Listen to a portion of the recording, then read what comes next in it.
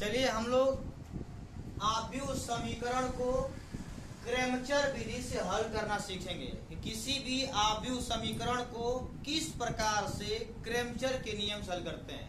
यह intermediate board paper में आपका आता है 7 नंबर का एक सवाल होता है। एकदम श्योर कि आता है कि आप आव्यूह समीकरण को क्रैमचर विधि से हल कीजिए। ठीक है, अब चलना है यहाँ पे कैसे सॉल्व करेंगे समझो।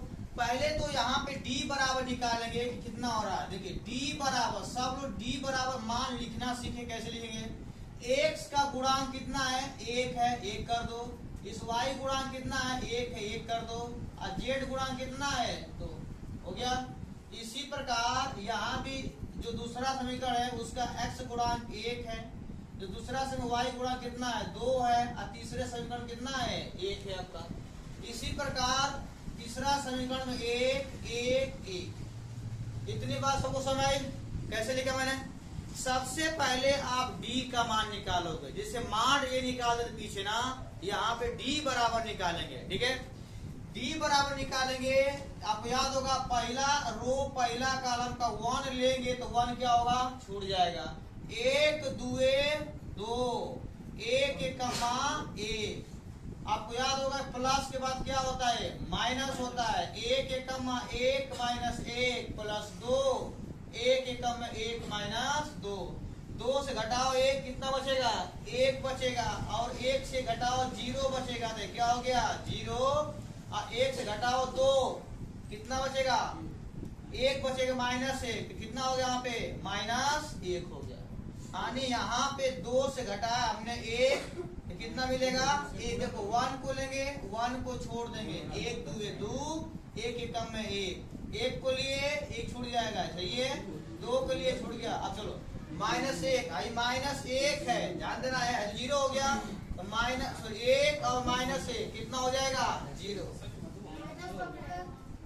कहाँ पे, ये वाला, हाँ सॉरी, यहाँ पे छूट रहा है कि यहाँ पे 1 से घटाएंगे 2 तो माइनस 2 हो जाएगा। 1 से घटाओगे 2 तो कितना बचेगा, माइनस 1 बचेगा। ये निकल गया क्या हमारा, d निकलेगा।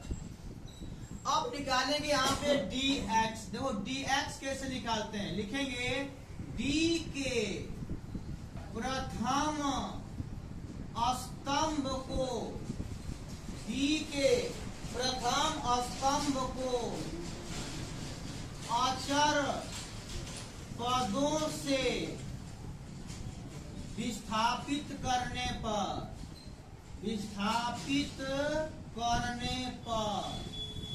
यानी dx कैसे निकालते हैं, जो dx निकालेंगे d के प्रथम स्तंभ, d हो गया पहला स्तंभ, स्तंभ मतलब कॉलम। ये कॉलम को अचर पद 4 1 2 से क्या करेंगे, विस्थापित कर देंगे।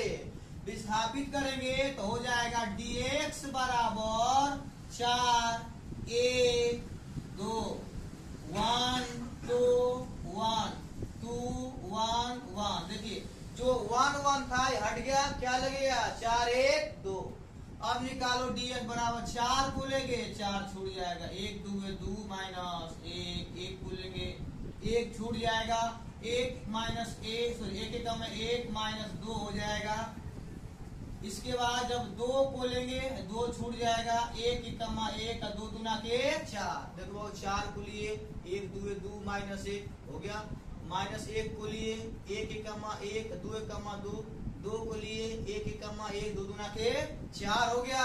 2 से घटाओ 1 बचेगा, 4 4, 1 से घटाओ 2 बचेगा, माइनस 1 बचेगा। तो कितना हो गया, प्लस 2।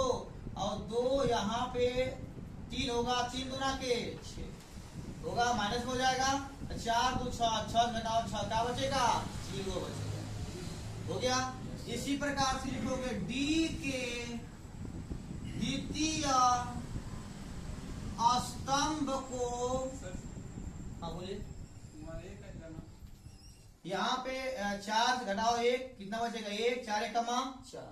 यहाँ पे 1 से घटाओ 2 क्या बचेगा, माइनस 1, गुणा करो क्या होगा, प्लस 2 हाँ सॉरी 1 हो जाएगा आपका यहाँ पे। तो यहाँ पे 4 और 1 5 हो गया, कितना बचेगा, -1 हो जाएगा। डी के तृतीय स्तंभ को, डी के तृतीय स्तंभ को अचर पदों से विस्थापित करने पर। अब निकालेंगे डी वाई बराबर, अब देखो दूसरा दूसरा को हटाना करेगा यहाँ पे, देखिए ले यहाँ पे एक एक एक वैसे रहेगा, दूसरा वाला चेंज हो जाएगा, क्या मिलेगा 4 1 2 मिलेगा और 2 1 1 मिलेगा। निकाल लो यहाँ पे डी वाई बराबर, जब 1 को लेंगे 1 छूट जाएगा ना, 1 1 माइनस 2, 4 को लेंगे 4 छूटेगा, 1 माइनस 1, 2 को लेंगे 2 छूट जाएगा, 2 1 2 माइनस 1, देखा 1 से घटाओ तो 2 क्या बचेगा -1, आई तो 0 हो गया, यहाँ पे +2 बराबर कितना आ गया 1 आ गया, निकल गया।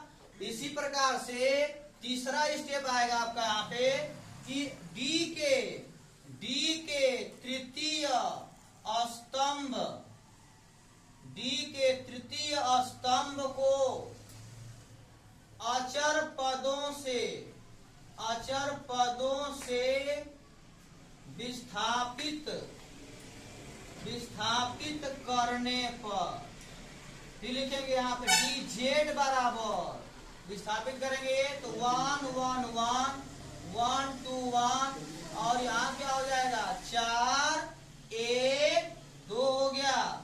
जब 1 को लेंगे 1 छूट जाएगा, 2 दूना के 4 माइनस 1, 1 को लेंगे 1 छूटेगा यहाँ पे, 2 1 2 माइनस 1, अच्छा 4 को लेंगे भी 4 छूट जाएगा, 1 1 माइनस 1, देखो 1 को लिए 2 दूना के 4 माइनस 1, माइनस 1 को लिए 2 दूना 2 1 2 1 1, ठीक है, और 4 को लिए 4 छूटा, 1 1 1 2 1 1 2 1 2, थोड़ा सा।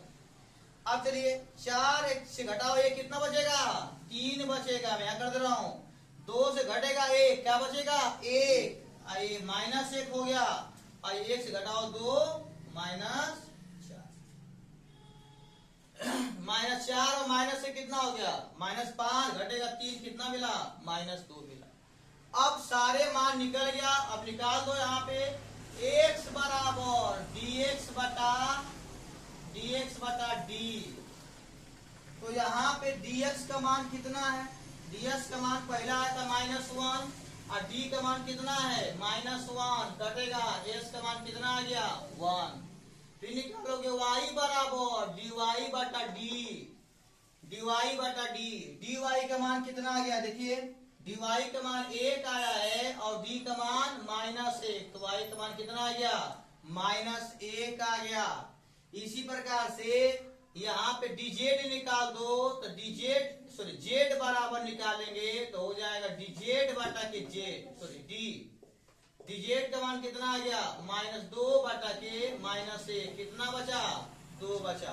अब जानना चाहते हैं कि हमारा सवाल सही है कि गलत है, विदाउट आप आंसर देखे ही आप चेक कर सकते हैं। कैसे चेक करेंगे समझो बाबू, चेक के तरीके बता दें, क्योंकि पेपर में लगाओगे 7 नंबर का, अब हमेशा मन बना रखना गलत है कि सही है, गलत सही है, आप यही चेक कर लो। x का मान कितना आ गया है 1 रखो यहाँ पे, y का मान कितना है -1 रख दो पहले से, z का मान कितना आ गया है 2 रखो यहाँ पे, 1 प्लस में y माइनस में 0 हो गया, z का मान कितना है 2 बराबर कितना हो गया बराबर 2 ना, इसलिए सवाल क्या हमारा सही है। ऐसा में विदाउट आंसर का आप चेक कर सकते हो। तो यह है क्रेमचर विधि से किसी भी आव्यूह समीकरण को हल करना। सबको समझ में आया? कर लीजिए।